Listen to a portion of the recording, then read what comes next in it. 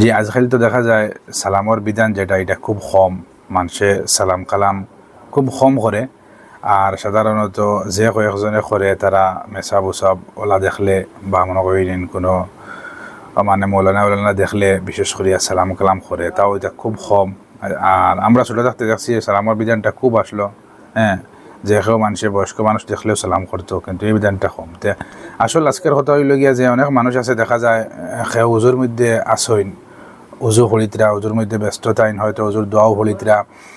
আর দেখা যায় যে আমরা যারা কিছু সালাম দেওয়ার আদত আছে আমরা ইও সালাম দিলাম, তো এখন শুনছেন এখন যে নুজু কতরা তাই নুজু করতে আনি না, সালামর জবাব দিতা না, উজুর দোয়া হলিতা একটা আছে না। এর লাগিয়া আমরা যারা সালাম দিই তারা সালাম দিতে সময় একটু আমরা মুসলিমে মানুষ কম সালাম দেরা, তারপরেও আর কি যারা দেই আমরা একটু খেয়াল করতাম।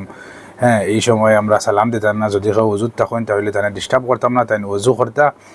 আর তাই ওজুর দোয়া যেগুলো আছে ওগুলো পড়তা, এই সময় সালাম কালাম আমরা করতাম না। প্রয়োজনে আপনার পরবর্তীতে আমরা যখন উজু শেষ হইব, দোয়া পড়া শেষ হইব, এর বাদে আমরা সালাম করতে পারি।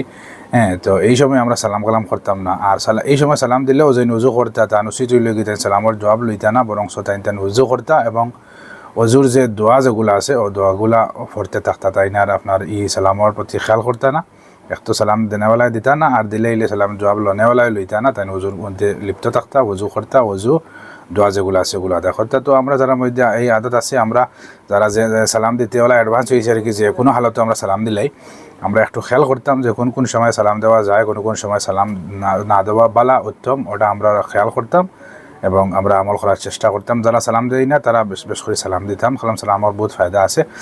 তো আজকের ভিডিও এতটুকু, আপনারা ভালো থাকুন, সুস্থ থাকুন। আসসালামু আলাইকুম ওয়া রাহমাতুল্লাহি ওয়া বারাকাতুহু।